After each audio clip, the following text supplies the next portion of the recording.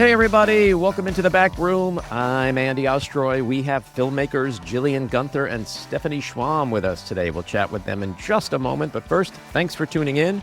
We appreciate you listening, and we'd love to hear your comments. So email us at backroomandy@gmail.com and or post on our social media, and we'll read some feedback next time.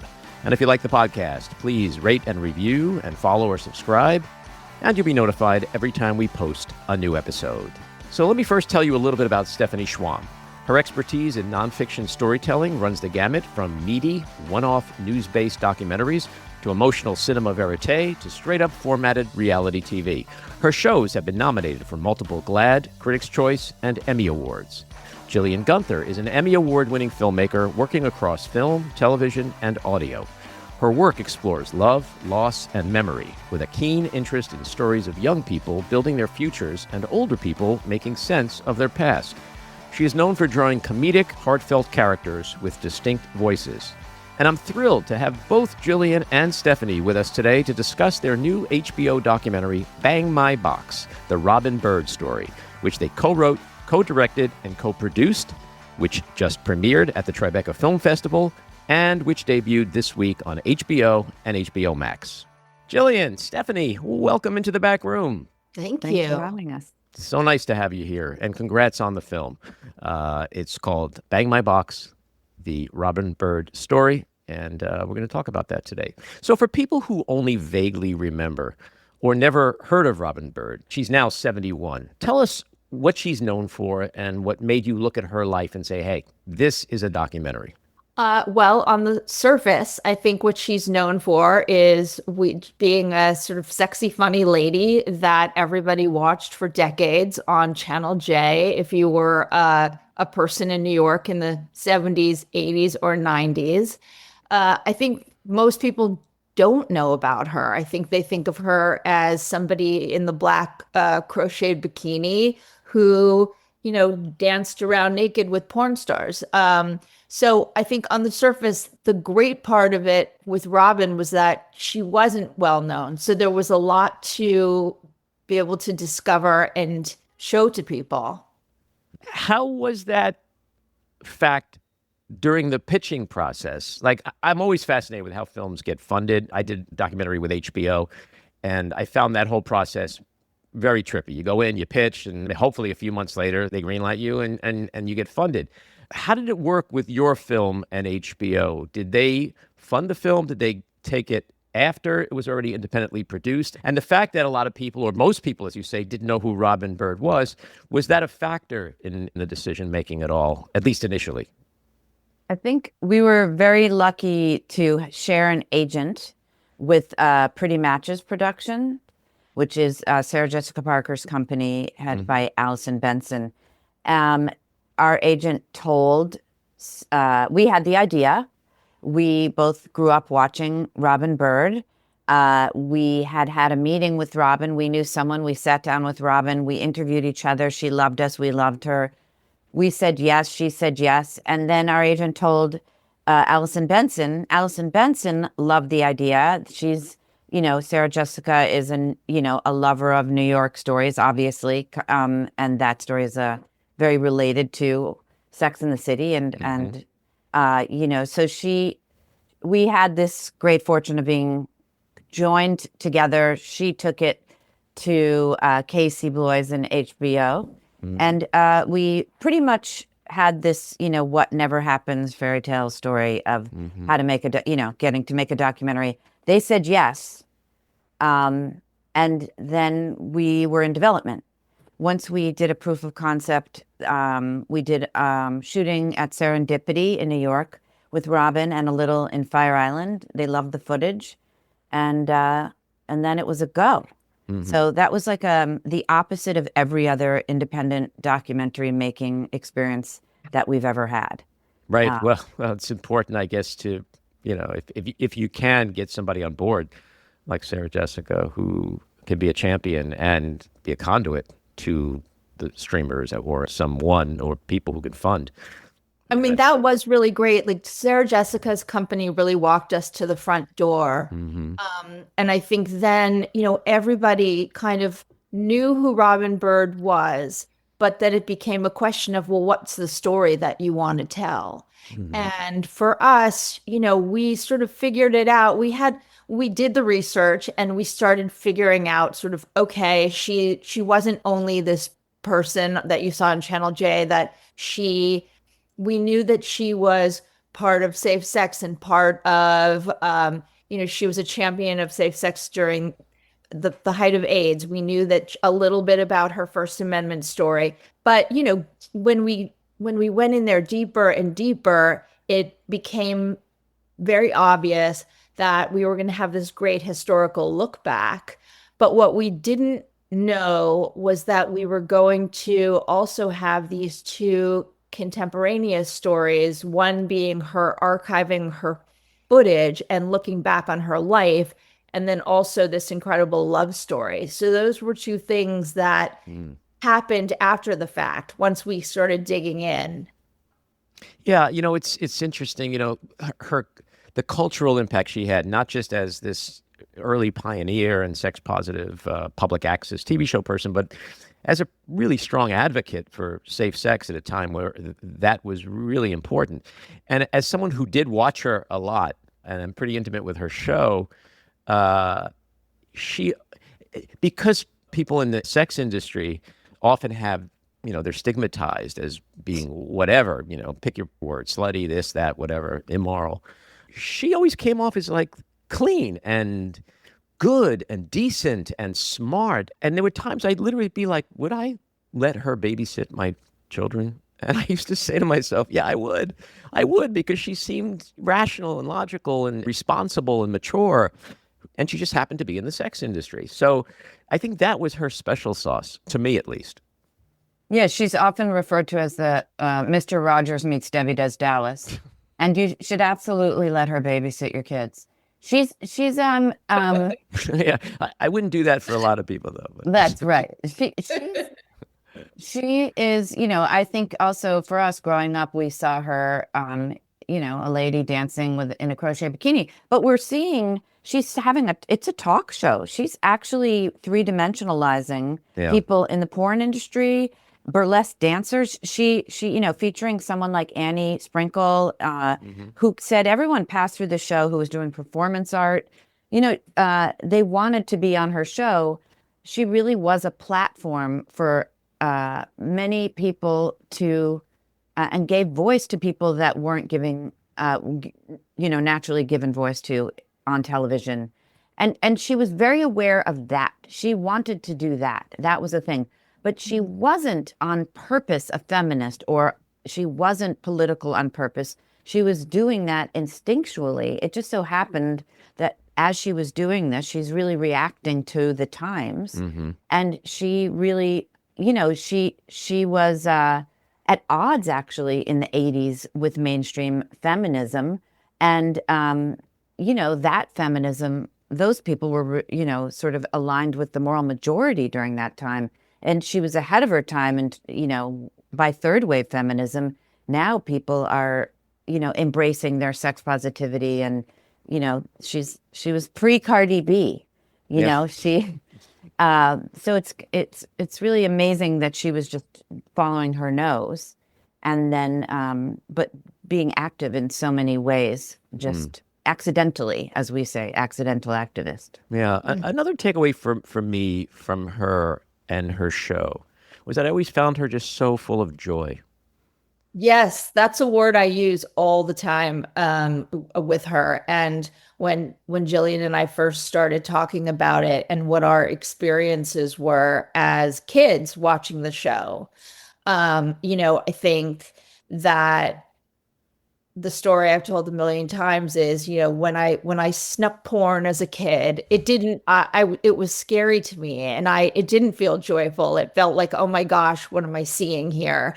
And when I saw Robin's show, it was like, oh my God, it's joyful. It's naked bodies. They're dancing around. This isn't scary. This just feels fun, and everybody's naked, and that's interesting to me. And, I had never seen a naked man before. And I think that you're totally right about the joy.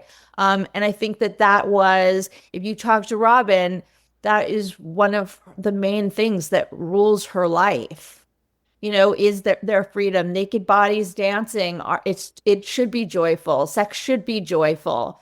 So I think that you got exactly what she was serving up and hoping to serve to you. Yeah, well, that's why I watched it, because if it wasn't that, then it was just some weird, public access pornish show, and it would not have appealed to me. She was the appeal. She was the draw, because it was like, she was very enigmatic. Like, who is this person who just seems like she could be your sister or your friend or, somebody at work, but her work just happens to be something that has long been considered, kind of taboo. But it was her personality that really elevated her. I mean, who else on public access does anybody know? Right? Well, I mean, the other sex people, but you don't. It's not the same. It's Al Goldstein. Right. If you. I mean, Lou Malletto did amazing things, but Al Goldstein and Ugly George were the counterparts to Robin Byrd, and those were scary. Sure, he had political, conversations, but yeah, those guys were nut jobs, and it felt like Ugly George and Al Goldstein would definitely not babysit my kids. Good to know. And not joyful, not joyful. Not at all joyful. Not at all. Party of one right this way. Yes. Yeah. Another thing I am kind of fascinated by is co-directing, because it's not something we typically see. I think we're seeing it more and more. But was there any sort of grand master plan of divvying up responsibilities, for example, like on the journalistic side or the storytelling sides? Or was it just a true symbiotic kind of creative partnership throughout the whole process? I mean, I like to say it's interesting. I feel like Jillian and I are really lucky, because I think that I would say that 99 out of 100 times, if not 100 out of 100 times, we agree on everything creatively. It's really interesting. But at the same time, we're not always having the same ideas about things. And we were talking about it this morning, and we were feeling like the film that we made, neither one of us would have made alone. It really is an incredible fusion of the two of us. And so, I mean, Jill, please talk more about this, but I think what you're seeing is kind of how we work. We pass things back and forth to each other. We defer to each other. We hear each other out. And I think, it's going to take us a lifetime of working together, because every day on a shoot day is different, and sort of what does that day call for? We respond accordingly, based on our different skill sets. But I would say the thing that you can't sort of teach to people, which is how to cohere creatively, is something we've been really lucky with. We've been working together for many, many years. I think we did, the first thing we did together was a Made episode, which was an MTV series. And, we ate it there. We thought we were making a documentary, and we were told to make the poor kid look terrible. And because she wasn't getting made, she was already made. So we have an experience. We both done television, we both done film. Stephanie has worked as a showrunner for much of her career, and I've worked as an indie director. And so Stephanie was doing a history show called Who Do You Think You Are for 10 years plus, and she brought me on as a director. So we have this great combination of being able to work and have a love for history, archival work, and verite. Longitudinal verite, character-driven stories. And this film was a perfect combination of both of those interests and skills. So it was the first time we co-directed, and that is something to navigate. I think because of where we come from, Stephanie's very used to planning everything, because she's coming from show running, television, archival history. And I'm very much into, let's see what happens. So there was a great sort of collaboration, and sort of me speeding up, her slowing down, listening to each other, and really using our editor as a throuple. Totally.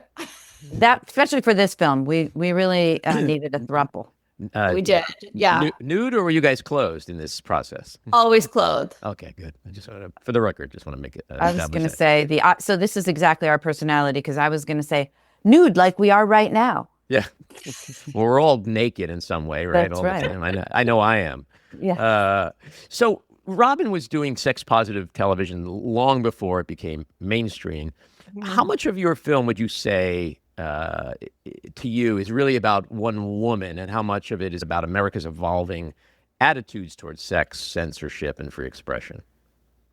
I would answer that by saying it's about one woman. I mean, I think that this is a personal history, and through that, larger history gets told. But I feel that this is really, really Robin's story. And then everything is sort of secondary to that. And I think, the thing that we talk about is, and I could tell Jyllian, you're going to say the opposite. I would say that, we talk a lot about the fact that phrases like sex positivity, body positivity, queer safe spaces, those are phrases that didn't exist when Robin was doing all of that. And so the language really caught up to Robin, and the ideas caught up to Robin. Mm-hmm. What would you say, Jyllian? I was going to say that there's two other ways that we talked about it. Robin's a Trojan horse for history, and she's and she's a vector for seeing through. So when we started making the film, we mapped out all of the history that happened over the course of her show, all the movements,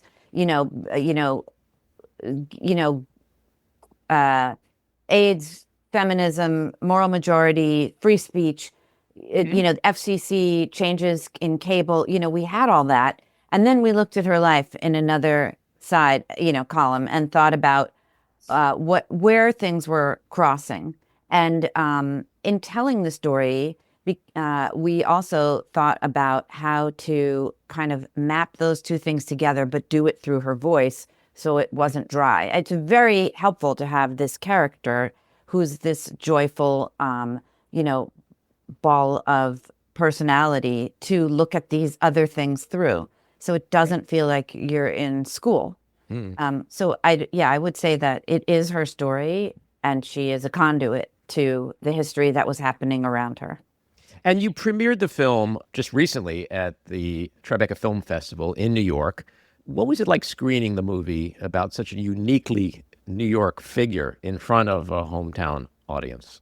It was absolutely magical. I mean, I think the thing that, we talk about is this idea that, we were sort of riding in on the goodwill people have for Robin and the nostalgia they have for her. And then it felt so good to be able to deliver them something even more than they expected. Because I think when you get into the fact that we talked about this relationship and this 50-year marriage that nobody knew about, all of these sorts of ideas about who she really was behind the show, that was such a great thing to be able to present to people. But when we walked in that first night with her into the theater, everybody stood and they screamed, and it was just an electric night. I mean, the audiences are so ready to watch and be on her side. And I think that people are so nostalgic for what she represented. Was in a way a simpler time, an analog time, a time when they were younger and maybe life was a little bit simpler. So it's amazing that we really feel like we've tapped into something wonderful. Yeah, that must have been incredible for her in particular, but also for you as filmmakers. Were there aspects of her story that surprised even you after you began filming, like moments that completely changed your misunderstanding of who she was? Yeah, I think, I think as straight girls, we had no idea that she was so meaningful to the queer community. We had people coming up to us when we were shooting in Fire Island saying, "Thank you so much for telling this story. Robin Byrd saved my life. She taught me about safe sex. When sex was taboo, I had some sort of sex just from watching her, in my life. And she was doing this before there were words like queer spaces. So that was incredibly surprising and wonderful to know that she had this kind of impact. I think also just thinking about her and feminism too, and what she was doing and the way, I don't think I thought of her as a feminist as a kid. I wasn't thinking a lot about feminism at 10, but I do think it's really interesting to juxtapose her in history, like I was saying before, in terms of her being ahead of her time in that way. She was an onion, I think the other thing in the community, nobody knew she had been married for 50 years. Yeah, I certainly didn't. I know, you don't.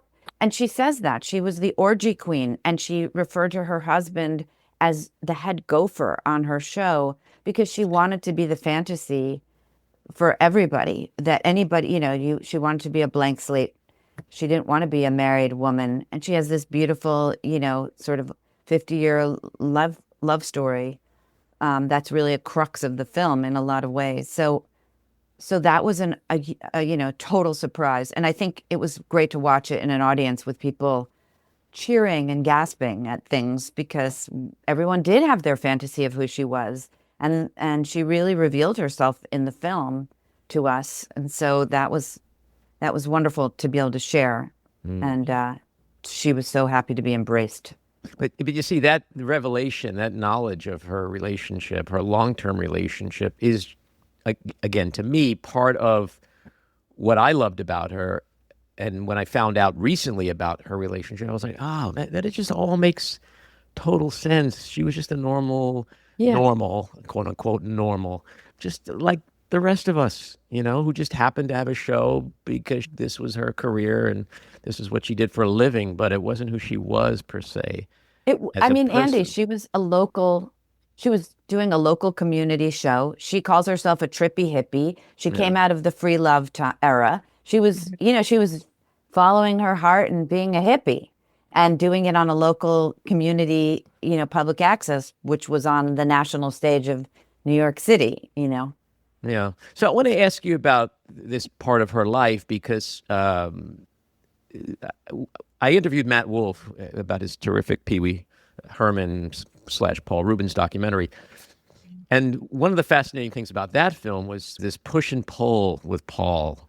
Like he really, he said, yes, I'll do this film. But you see it on screen. He really didn't want to do the film. He didn't want to, get into his personal life and be the onion that we all get to peel the layers away publicly. And because so many people didn't really know about Robin's personal life after she had been so private for all these years, how open was she perhaps at the beginning? Was there any moments where she was resistant and, did any of that exist? Yeah, I think that the important thing to say here with Robin is that she was really ready to tell her story. A lot of people had come to her over the years. She tells us that a lot of people had wanted to make the film, and for one reason or another, it wasn't right for her. And she will tell you, when she met us, Mercury was in retrograde, and so she was really sort of weary of everything, but we met and the energy was right. She loved that we were women. She loved that we were bird watchers. She went off of our energy. She really functions in that intuitive way. So she was, by the time she said, okay, I'm ready to do this, I think that she was really ready to tell her story. And she was also really happy that we wanted the story from her mouth. We did a lot of interviews with a lot of people, and in the end, we scrapped a lot of them because we realized Robin was there, and it's about her. It's her POV on her journey, and we didn't need to spend a lot of time having other people contextualize that. And she did a really great job of explaining what had happened. Robin isn't a person who looks back, so she was more about just talking about the kind of what happened rather than sort of waxing poetically about what it all meant. That wasn't where she was coming from. That said, there were a couple sticking points with her. The first one was, no one had been inside that apartment for 20 years. So we knew we had to get inside there. I mean, that apartment, for many reasons, I mean, it's this sort of outward manifestation of her brain and all of the tapes. Her babies were all in there, and we really wanted to get in there. And at first, that was a big no. And then she thought about it herself and went away, and then came back, and eventually it was all right. Come on in. You know, you're allowed inside. And then the second part of it was following Shelley. And, you know, because Shelley has dementia, and because, you know, it's important that he's on a schedule, and she is an incredible caretaker of him. And, you know, we wanted to make sure that she knew that we were going to treat him with love and care. Jyllian had just made a film about another artist with dementia. So she came in with a wealth of knowledge about how to treat that as a subject, and also how to approach that as a human. So that was something that was I don't know. And then we got in and proved ourselves to her. And then when we were able to start filming with her and Shelley, we just knew we were going to have an entirely different film. You know, can I add one thing? Sure, absolutely. I was going to say that in the end of the film, she is walking on the beach naked. In real life, she walks on the beach naked all the time. Everyone in Fire Island knows her nude. You might show up to her house and she'll be naked, even if you have a crew. So she's very comfortable being naked. When we said, "Oh, can we film you naked?" She went, "I don't know. I don't know if I want to be naked." But she, within a moment, she said, and said to the camera, I felt uncomfortable. I'm 71. Do I want people to see me fatter, older? She said, "What kind of hypocrite am I? I have to do this. This is what I've been, you know, preaching for all these years." And she embraced it. And so we had that hesitation from her, and then her embracing of it. And it was really meaningful for us as women, as, you know, as women filmmakers, as people, to see somebody acknowledge their vulnerability and their sense of aging, and then embrace it. So that was really, really beautiful. And we knew when we shot that, which was in the first few weeks, that we would have that as the end of the film. And it is. So, as we were talking before, her show wasn't just, you know, provocative entertainment. It also became a platform for safe sex advocacy during a very important time. And as you hinted before, and what I always thought, you know, when I would see her doing the cellophane and talking about oral sex, I was like, what is that? And then I would think about it and I'd be like, really shouldn't matter, right? Like, you know, I start to imagine, like, would it dull the senses? Probably not, but it would make it a lot safer. And so to me, she saved lives, a lot of lives. Do you think that part of her legacy has been underappreciated? I love that you talked about that. I think to the gay community, no. I think that the straights, I don't think understood what she did there. But with the gay community, no. I think that that is what gives her icon status. She was there, and she was providing that information when nobody on television was providing it. And gay men of a certain age really understand that. And early on, Jyllian and I set up a hotline, a bird hotline, and we said, call in with your Robin Bird stories. And, you know, we folded them into the film, especially during the section where we unpack what happened during the AIDS crisis. And we were flooded with calls from men of a certain age who talked about the idea that, who literally said, Robin talking about safe sex is the reason why I used condoms. She saved my life. And Robin made me feel less alone. So that was something that became sort of a headline for us. It's like, we've really got to give this a moment in the film for the kids at home who don't know that she was an unbelievable champion of gay men during a time when sex was a death sentence, when men couldn't come out of the closet because of their executive jobs. And that was part of her message. Her message was, you want to be in the closet, be in the closet. If you want to come out, come out. no matter what, I'm here for you and I love you. Just wear a rubber. Yeah. The juxtapositioning of that with the fact that at the same time, the United States president and his wife were basically saying, fuck AIDS, Yeah. And that's why the question of, is that part of her life and career underappreciated? Here you have this woman who didn't really wield much power, but where it mattered, she did. And she wielded a lot of influence. And then you have the United States president, who really has his finger on the purse strings of all kinds of health programs and awareness programs. And for a while, at least, did absolutely nothing. She says that in the film. She actually says, we were talking about, Reagan never said anything, didn't say the word AIDS until it was too late. Mm-hmm. And in that way, that's when, her being a vector. The other thing is, we didn't know that she went to the Supreme Court. We were researching, and it was very complicated. We had to speak to a bunch of lawyers just because it was a local case that went national. Then she joined, and then it went to an appeals court, and it was very complicated. And we really wanted to make sure that what we were saying was accurate. And but to think about your local cable celebrity in a bikini going to the Supreme Court and winning her fight for free speech, which is literally happening again right now. Right. Censorship is an important theme of the film. And, she did battle efforts to restrict speech and adult content. And so how strong do you think the parallels are to those fights and today's debate over free speech and expression and media regulation, especially in the cancel culture that we currently live in? Jyllian, go. Yeah. You go, Steph. No, you go. No, you, Andy. You say it, Andy. I'll take this one. Yeah. I mean, I think, the thing that says it all for us was that she was the first piece of press that came out about this film was in New York Magazine, and Jimmy Kimmel was on the cover. And so, because of everything that he's going through right now. So it's the same fight, different decade. And it's bigger and there's more at stake now because we're about to basically hit a point where we're in state-run television.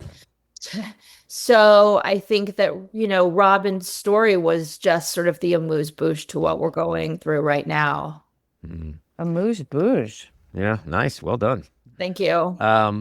In the 70s and 80s, public access TV was like the Wild West of media. In fact, I had a public access show, a political talk show, where Democrats played rough. That was the tagline of our show. And we would interview, what was it called? First it was the Asteroid Dean Report with my friend Nathan Dean. And then it was Asteroid Delate Report when Nathan moved out west and my friend Brian took over. It was like Wayne's World for politics.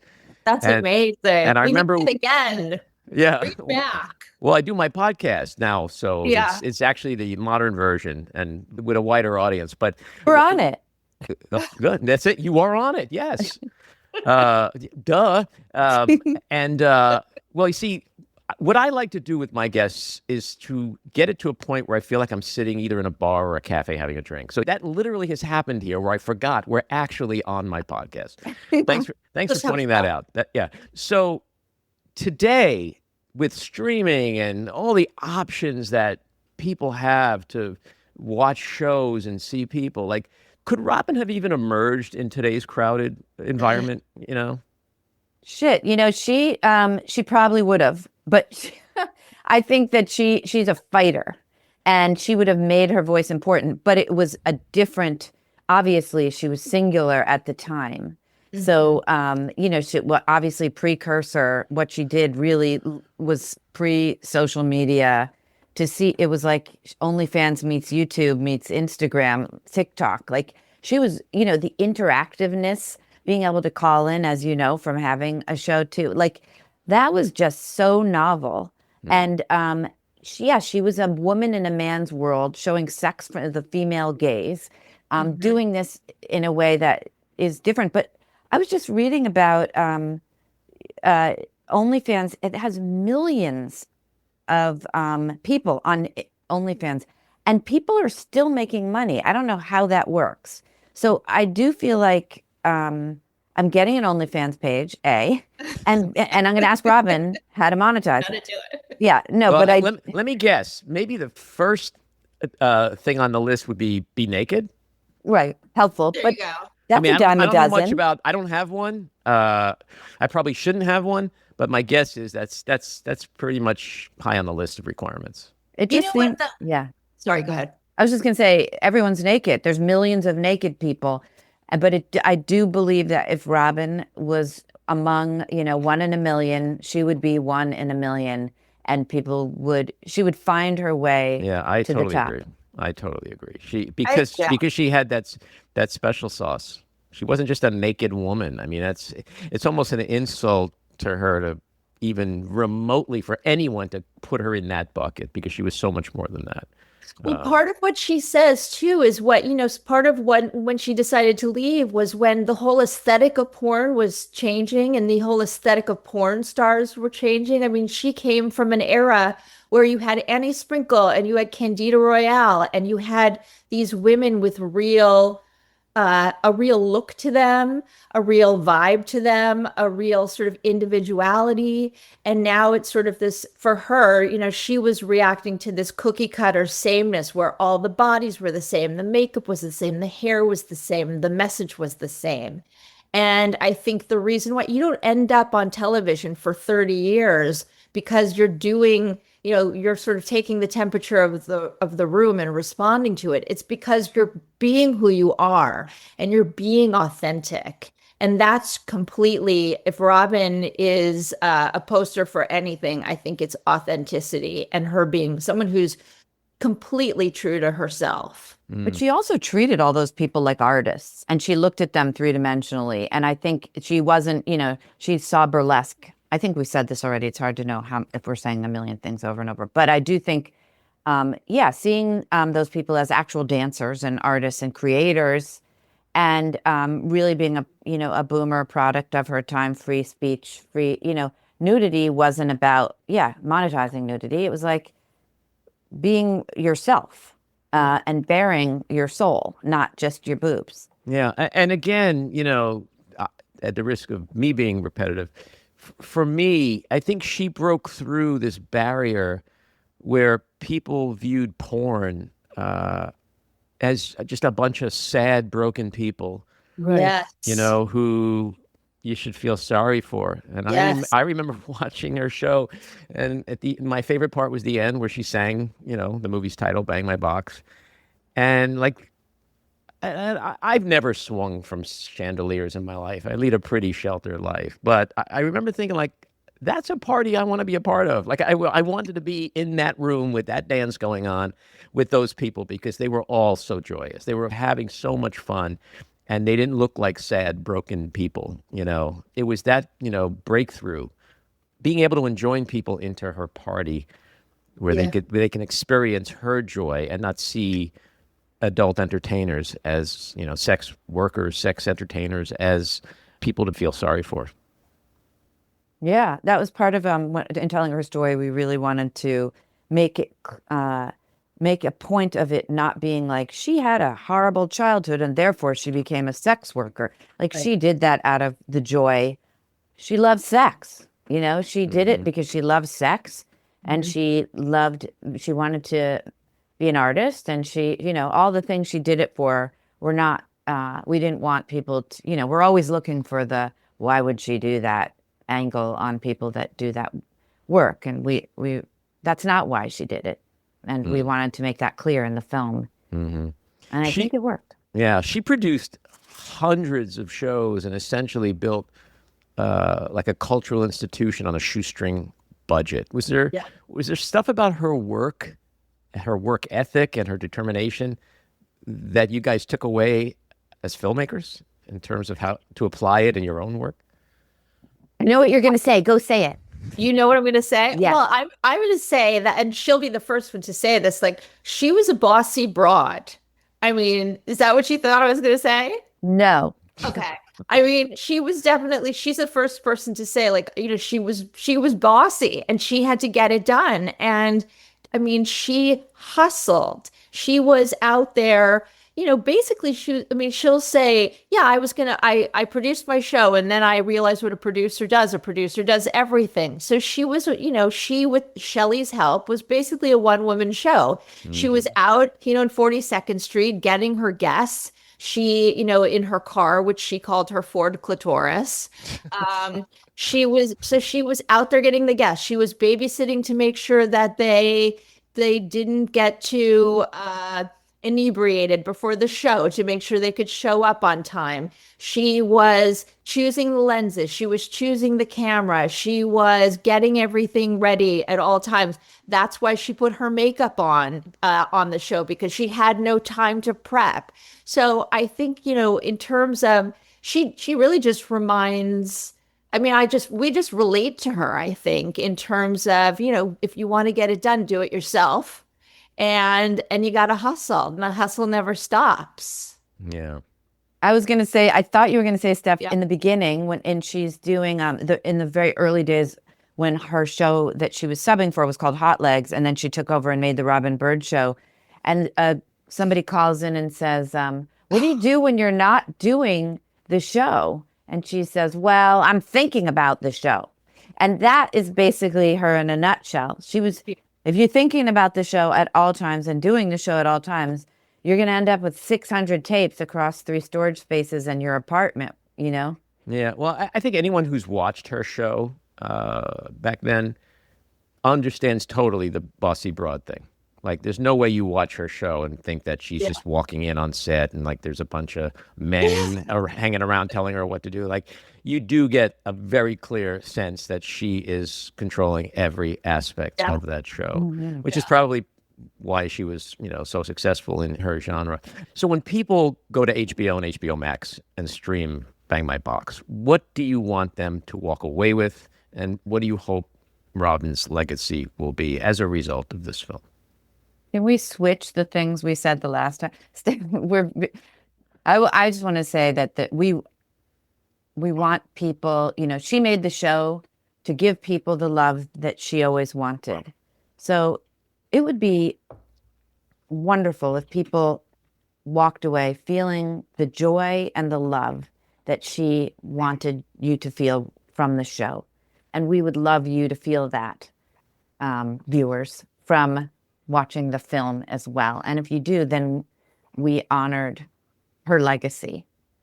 What she said, I think that's exactly right. We want people to feel the same way and have the experience that people watched in the show. We want people to come away feeling motivated to love themselves, to love their loved one, and love their bodies. Yeah, all those things. And maybe learn something you didn't know about Robin. Yeah, well, especially in today's crazy world, like, I think it's really important that people can watch a film and see someone so joyous in what they do and what they've done and be so comfortable with all of that, even if it is in a category of work that is somewhat still taboo in our culture. It's enlightening to look at someone else who just seems so content. Then it's working. Yeah. Congratulations on the film. People can head to HBO and HBO Max and stream it at their leisure. It's a terrific film. I appreciate you coming on and talking about it. Thank you for having us. Thanks for meeting us at the bar. Yeah. Shit, I forgot again. We're on a podcast. Oh my God, I got to press buttons and stuff. Take care, guys, and good luck with it. Bye. This episode was produced and edited by me, Andy Ostroy. It was co-produced by Maddie Rosenberg and Jen Hammoud for Radio Free Rhinecliff, with additional editing by Maddie Rosenberg, music by Andrew Hollander, and graphic design by Cricket Langell. And with a special thanks to our sponsor, The Epicurean. Again, thanks for listening. Please rate and review wherever you get your podcasts, and subscribe to the Backroom with Andy Ostroy YouTube channel, where you can watch full videos of our interviews. See you next time.